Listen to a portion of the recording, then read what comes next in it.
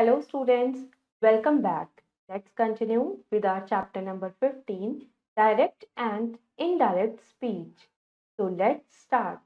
Chapter number 15, Direct and Indirect Speech. Read and understand. पढ़ते हैं और समझते हैं. Mother said, I am cooking food. Mother said that she was cooking food. Second, teacher said, I teach you grammar. Teacher said that he taught us grammar. Father said, I go to market. Father said that he went to market. The above sentences are the two ways in which you may report or narrate the words said by the speakers. तो दो तरीके होते हैं जिससे हम किसी speaker के बोले हुए वर्ड्स को दूसरों को नरेट कर सकते हैं. तो वो कौन कौन से तरीके होते हैं? In the first sentence, there are the exact words said by the speakers. This is called direct speech or narration. अगर हम स्पीकर के बोले हुए as it is words narrate करते हैं, बोलते हैं, तो वो कहलाती है डायरेक्ट स्पीच. जैसे स्पीकर ने क्या बोला, मदर ने बोला आई एम कुकिंग फूड. तो अगर हम यही बात बोल रहे हैं तो ये कैसी स्पीच हुई? Direct speech. In the first sentences, said is the reporting verb and the part written in inverted commas is the reported speech. तो यहाँ पर जो said लिखा है ये क्या है? Reporting verb. और जो इन्वर्टेड कॉमास में ये लिखा है आई एम कुकिंग फूड, ये क्या है? ये है reporting speech. If we reported the actual words used by a speaker and put it in quotation marks, this is called direct speech. तो जब हम स्पीकर के द्वारा बोले गए एग्जैक्ट वर्ड्स को रिपोर्ट करते हैं तो वो कहलाता है direct speech. In the second sentences, only the substance of what the speaker said is given and not the exact words. This is called indirect speech or narration. और second sentences में सिर्फ वो बात बोली गई है जो स्पीकर ने कही है, बट उसे बोला गया है अपने वर्ड्स में. स्पीकर के एग्जैक्ट वर्ड्स नहीं बोले गए हैं, तो वो कहलाता है इनडायरेक्ट स्पीच. देखिए यहाँ पे मदर सेड दैट, तो मदर ने क्या कहा? शी वॉज कुकिंग फूड, कि वो खाना बना रही है. तो यहाँ पर हमने मदर के वर्ड्स को अपने वर्ड्स में चेंज करके नरेट किया है, तो ये कहलाएगा indirect speech. Now see the differences in the second sentences. अब देखते हैं फर्स्ट और सेकंड सेंटेंसेस में क्या क्या डिफरेंसेस हैं. The reported words are not put in inverted commas. Second sentence में जो रिपोर्टेड वर्ड्स हैं वो इन्वर्टेड कॉमास में नहीं है. No comma is placed after said. Said के बाद कोई कॉमा नहीं लगा है.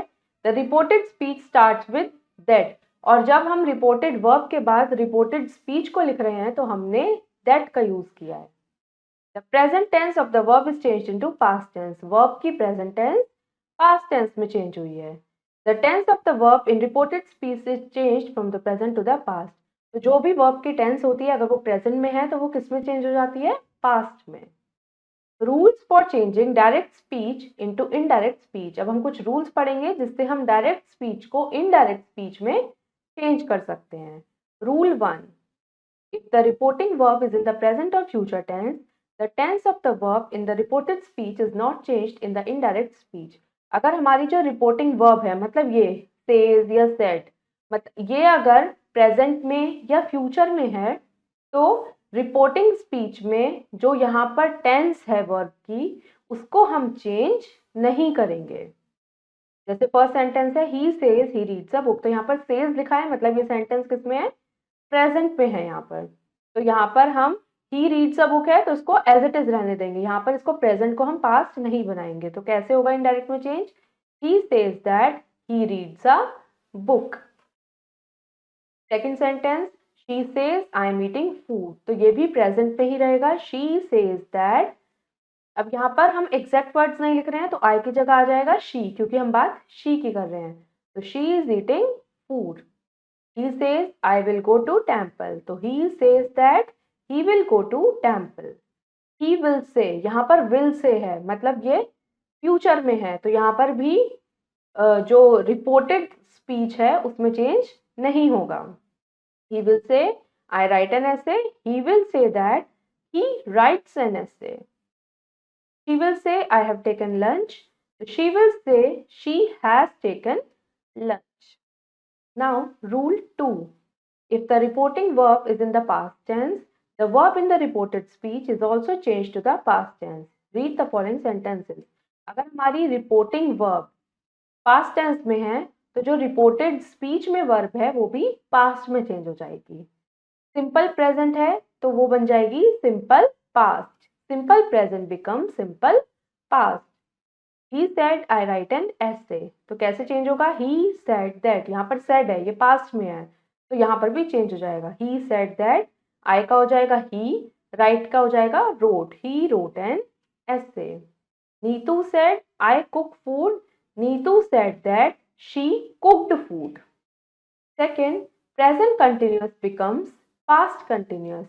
Present continuous किस में चेंज हो जाएगा? Past continuous में. He said I am writing an essay. तो क्या हो जाएगा? He said that. He के साथ आ जाएगा was. He was writing an essay. Neetu said I am cooking food. Neetu said that he was cooking food. Next, third, present perfect becomes past perfect. Present perfect किस में change हो जाएगा? Past perfect में. He said I have written an essay. तो he said that he had written an essay. Neetu said I have cooked food. तो Neetu said that. Neetu की जगह she, मतलब I की जगह हो जाएगा she. She had cooked food. Next, may is changed into might. Can is changed into could. May might में change हो जाएगा और can could में.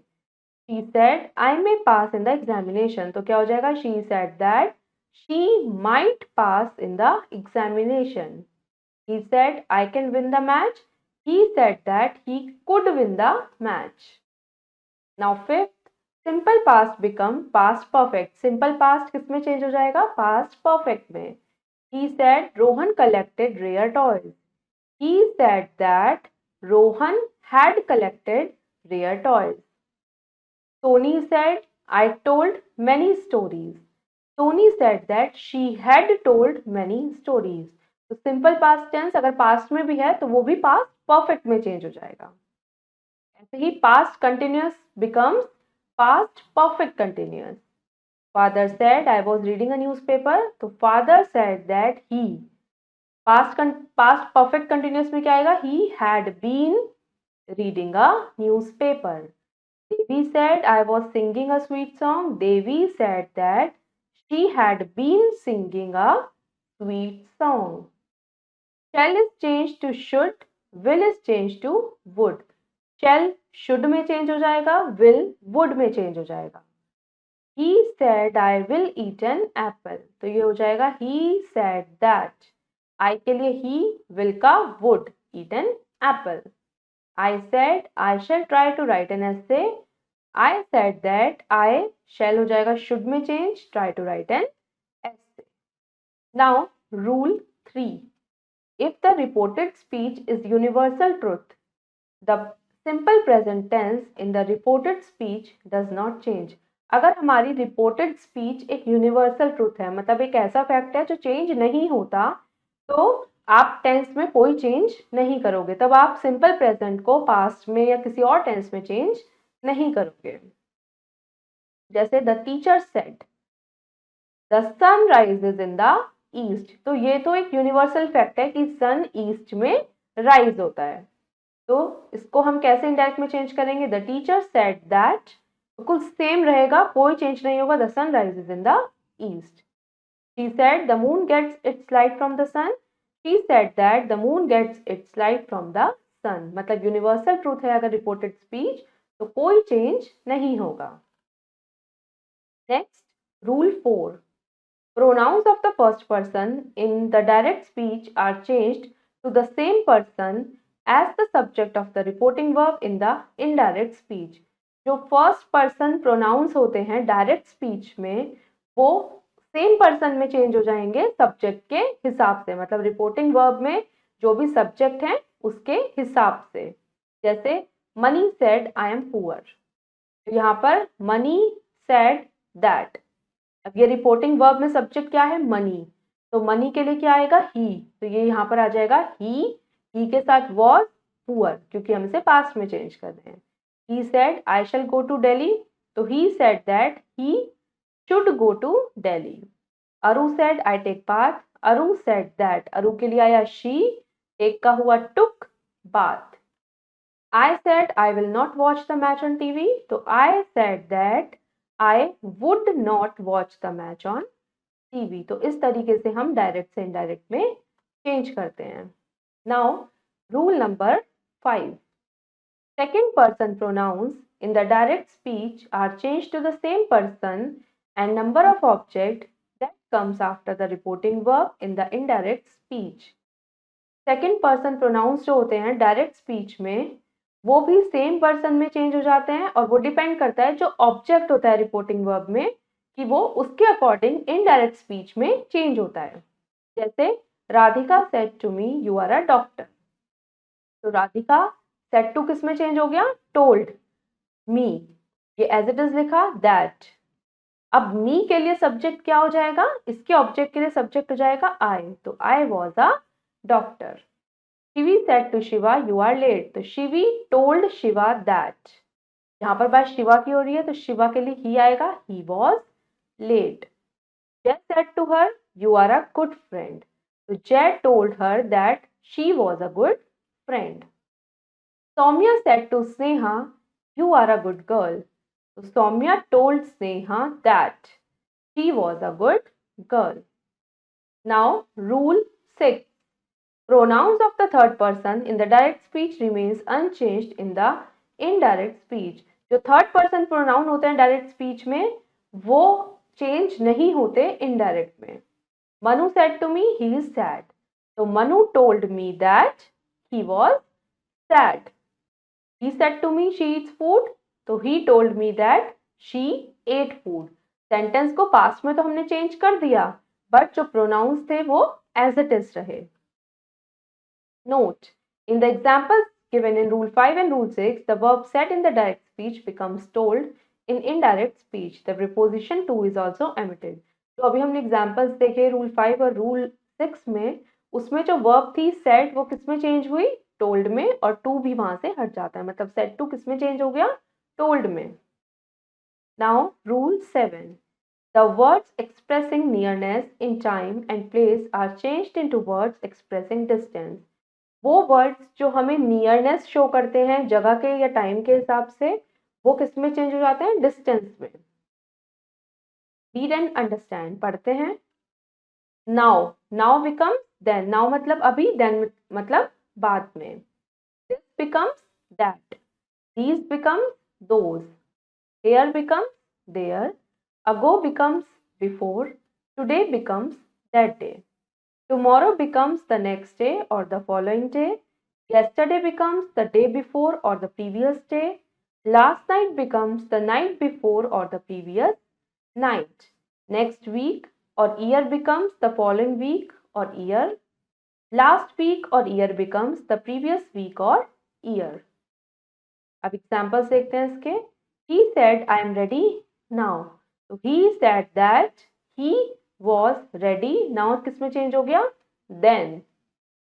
Second, he said I know this girl, he said that he knew that girl। She said these grapes are sour, she said that those grapes were sour। Jay said the bag is here, Jay said that the bag was there। He said to me he lived in this house long ago, he told me that he had lived in that house long ago, change हो गया before में। Nidhi said it is raining today, Nidhi said that it was raining that day। Deepak said I will not go to school tomorrow, Deepak said that he would not go to school tomorrow, हो गया the next day। Shiva said I called her yesterday, Shiva said that he had called her the day before या फिर the previous day। तो इस तरीके से हम changes करते हैं। अब हम पढ़ते हैं कमांड्स एंड रिक्वेस्ट। अगर कमांड कोई दी जाती है या कोई रिक्वेस्ट की जाती है तो तब हम किस तरीके से डायरेक्ट और इनडायरेक्ट में चेंजेस करते हैं। In case of commands and orders, change the reporting verb to ordered or commanded. अगर हम कोई कमांड या ऑर्डर दे रहे हैं तो जो रिपोर्टिंग वर्ब है वो किस में चेंज हो जाती है, ऑर्डर्ड में या कमांडेड में. In case of request, entreaty, the reporting verb is changed into requested या begged. अगर हम रिक्वेस्ट कर रहे हैं तो रिपोर्टिंग वर्ब किस में चेंज हो जाएगी, रिक्वेस्टेड में या begged में. In case of an advice, the reporting verb is changed into advised. अगर हम advice दे रहे हैं तो reporting verb किस में चेंज हो जाएगी, advised. In these case, the verb in the reported speech become an infinitive. और इन सारे केसेस में जो रिपोर्टेड स्पीच में वर्ब है वो कैसी बन जाएगी, इन्फिनेटिव. अब कुछ एग्जांपल्स देखते हैं. I said to Avi, please give me a cup of tea. तो यहाँ पर हम रिक्वेस्ट कर रहे हैं कि मुझे एक कप ऑफ टी दे दो. तो I said to की जगह आ जाएगा रिक्वेस्टेड Avi. फिर प्लीज तो हट जाएगा, यहाँ पे तो हम ऐसे नहीं लिखेंगे. टू गिव मी का चेंज हो जाएगा हिम, क्योंकि बात हो रही है अवी की. A cup of tea. Get out of here. Said the teacher to the student.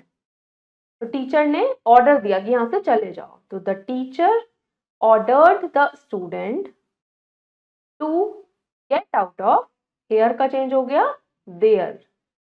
The hungry beggar said please give me some food. तो यहाँ पर बैगर क्या कर रहा है, आपसे बेग कर रहा है. तो क्या आ जाएगा, the hungry beggar begged to give me की जगह him some food. The teacher said work hard boys. तो टीचर यहाँ पे क्या कर रही है, एडवाइस दे रही है. तो क्या आ जाएगा, the teacher advised the boys. किसको एडवाइस दे रही है, द बॉयज. बॉयज बाद में लिखा है पर उसे हम यहीं पर लिख देंगे, टू वर्क हार्ड. तो इस तरीके से हम कमांड्स और रिक्वेस्ट में डायरेक्ट से इनडायरेक्ट बनाते हैं. Now next, questions. In reporting a question in the indirect speech. अगर इनडायरेक्ट स्पीच बनाना है हमें किसी क्वेश्चन का, तब हम क्या करते हैं, the reporting verb is change to inquired और आस्क्ड. अब रिपोर्टिंग वर्ब किस में चेंज हो जाएगा, इंक्वायर या आस्क्ड. इफ और whether is used after the reporting verb. और रिपोर्टिंग वर्ब के बाद हम इफ या वेदर का यूज करेंगे. No additional word is used if the interrogative sentence begins with who, whose, which, whom, what, how, why और when. कोई और एडिशनल वर्ड का यूज हम नहीं करेंगे अगर वो sentence who, whose, which, whom, what, how, why, when in word से शुरू हो रहा है. The interrogative form is changed into declarative form. और जो interrogative form है इनडायरेक्ट में वो एक डिक्लेरेटिव फॉर्म में चेंज हो जाएगा. एग्जाम्पल देखते हैं. He said are you sad today. तो यहाँ पर हम पूछ रहे हैं ना कि तुम, इंक्वायरी कर रहे हैं कि क्या तुम आज सैड हो. तो ही इंक्वायर्ड इफ. अब यहाँ पर किसके बारे में बात हो रही है, वो हमसे पूछ रहे हैं. तो यहाँ पर इफ आई, यू की जगह हो जाएगा आई, वॉज आर की जगह वॉज, सेड टुडे का दैट डे. अब यहाँ पे क्वेश्चन था ना, तो यू आर की जगह हो गया I was. She said, will you do me a favor? So she asked whether I will का हो गया would, do गर्ल की बात हो रही है तो me की जगह her a favor. He said to me, what are you writing? तो he asked me, उसने मुझसे पूछा. What are you की जगह हो जाएगा what, you की जगह I, R की जगह was, क्योंकि पास्ट में करना है. What I was writing. He said to the stranger, who are you? He asked the stranger who he was. तो इस तरीके से हम इंटेरोगेटिव सेंटेंस को डिक्लेरेटिव बनाते हैं इनडायरेक्ट स्पीच में. Next topic, exclamations and wishes. To report exclamation और wish in the indirect speech. पढ़ते हैं कि कैसे हम एक्सक्लेमेशन और विश को रिपोर्ट करते हैं. The reporting verb is changed into claimed, desired, blessed, prayed, wished, cursed, etc. Reporting verb in words में चेंज हो जाएगा, डिपेंड करता है सेंटेंस क्या है. exclaimed, desired, blessed, prayed, wished, cursed, etc.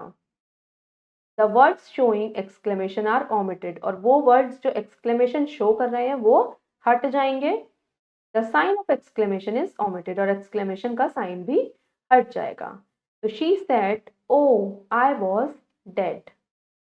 She exclaimed with sorrow, मतलब उसने दुख के साथ क्या कहा, that she was dead.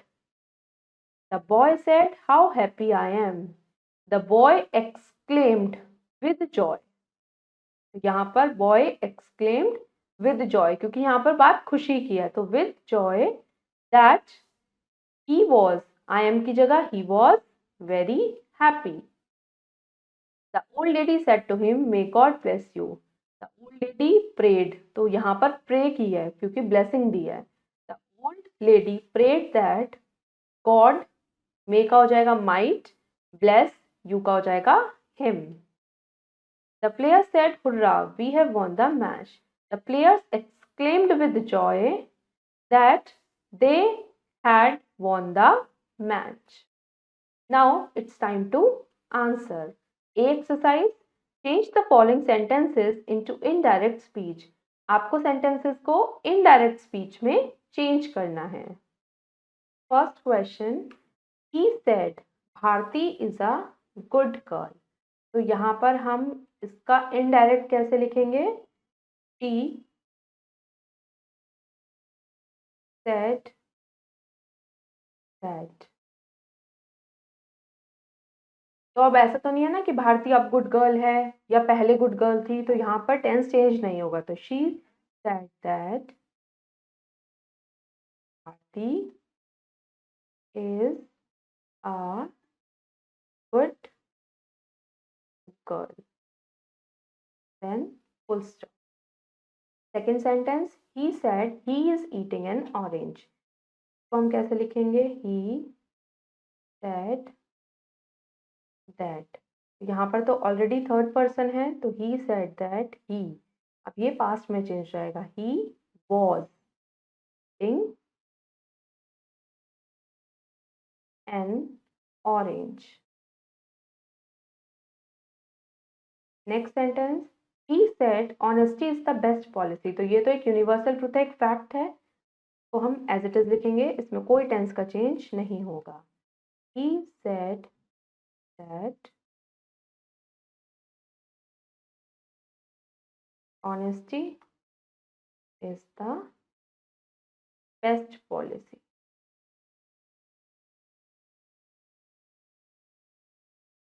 Next sentence, he said I will not read a book. तो यहाँ पर हो जाएगा he said that. यहाँ पर I किस में चेंज हो जाएगा, he. will का हो जाएगा would. he would not read a book. तो इसी तरीके से इसके बाकी के पार्ट्स आप खुद करेंगे. Now B exercise, change the following sentences into direct speech. अब यहाँ पर इनडायरेक्ट में गिवन है और आपको किस में लिखना है, डायरेक्ट में लिखना है. फर्स्ट सेंटेंस है, I asked him why he had taken my pen. मैंने उससे पूछा कि उसने मेरा पेन क्यों लिया. तो यहाँ पर हम इसको कैसे लिखेंगे, I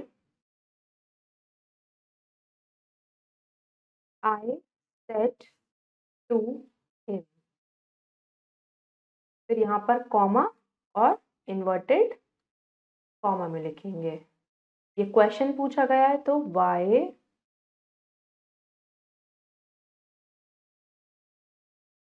did you take my pen. यहाँ पर question mark, then inverted commas, close. तो यहाँ पर हमने कैसे लिखा है, आई सेड टू हिम. तो इसको अगर हम चेंज करेंगे तो क्या हो जाएगा, I asked him why he had taken. You का हो जाएगा ही.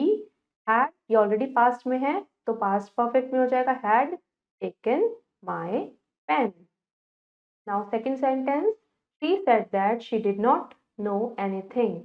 तो इसको हम कैसे लिखेंगे, शी सेड उसने कहा. क्या कहा, उसे हम इन्वर्टेड कॉमास में लिखेंगे, I do not know anything.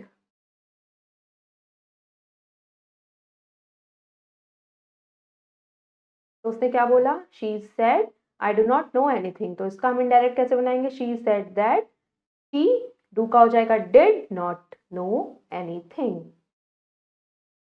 Now third sentence, she told her friend that she would accept the gift. तो यहाँ पर हम लिखेंगे शी। टोल्ड किस में चेंज, टोल्ड से टोल्ड कब चेंज होता है? जब हम लिखा होता है सेड टू। तो she said to her friend. तो उसने क्या कहा अपनी फ्रेंड से? I will accept the gift. तो उसने क्या कहा अपनी फ्रेंड से? I will accept the gift. तो उसको चेक करके देखते हैं कि सही इनडायरेक्ट बना क्या नहीं। She told her friend that, I की जगह आ जाएगा शी विल का हो जाएगा वुड एक्सेप्ट द गिफ्ट। तो इसी तरीके से इसके बाकी के पार्ट्स आप खुद करेंगे। हमारा चैप्टर नंबर 15 फिनिश हो गया है। होपफुली स्टूडेंट्स आपको डायरेक्ट एंड इनडायरेक्ट स्पीच समझ आया होगा। अब हम मिलेंगे अपनी नेक्स्ट वीडियो में एक न्यू चैप्टर के साथ। Thank you and have a nice day.